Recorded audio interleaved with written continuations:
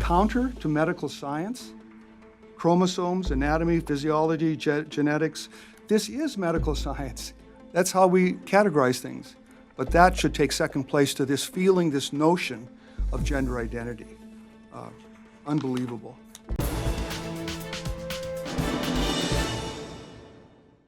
Well, that was Alan Josephson, a professor at the University of Louisville in Kentucky.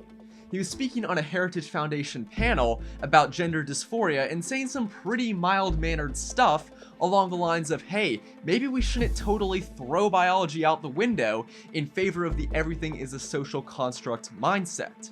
But Alan's remarks apparently ticked off some of his colleagues who demanded that the school punish him. The University of Louisville demoted Alan and then in February announced it wouldn't be renewing his contract, so they're essentially firing him.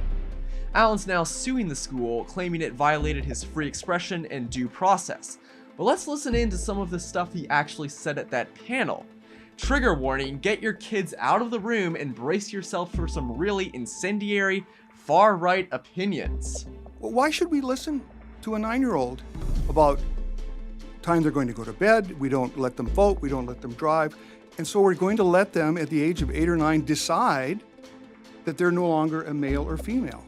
Wait just a second, so you're telling me that if my 6-year-old son puts on a dress one day and says, hey, look at me, I'm Princess Peach, you're telling me I shouldn't immediately give him estrogen shots, testosterone blockers, lop off a certain part of his body?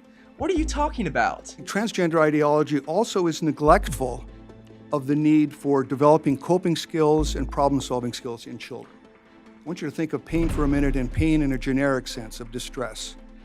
When doctors see pain or distress, what do? We try to figure out the cause of it and map out a treatment. We don't ignore it, we don't walk away from it. We ask questions, where does it hurt, how does it hurt, what makes it better, and so forth. And when that kind of questioning is not being asked, in fact it's off the limits in some legal attempts have been made to crush that, we're abandoning children, we're neglecting a potential diagnosis. There's reason to believe Alan's also right there. His lawsuit against the University of Louisville claims that, according to research, 65 to 95% of those who suffer from gender dysphoria when they're young grow out of it by their late teens. But of course, the bigger picture here is that we're creating a culture of fear around doctors.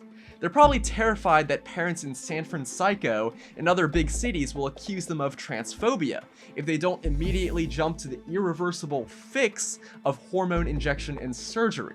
Transition hasn't even been proven to lower the suicide rate from what I've seen. And here is Alan's last big point. There's no area of medicine and really psychology, human development, that has as tortured logic as this one. We do not want it to be a mental disorder, but we need it to be a mental disorder to get treatment service access. But then, what are we getting access for when it's not even a disorder to be treated? Let's think about that logic. They don't want the label, but they do want the financial support that comes with it. And this address of Alan's, calm, collected, compelling, and delivered at an establishment conservative think tank, is just how controversial you have to be to lose your job as a professor in the current year. For Campus Unmasked, I'm Rob Shimshock. If you like this video and support our mission, please make sure to comment and subscribe. If something happens on your campus and you'd like us to investigate, send us details using the form on campusunmasked.com.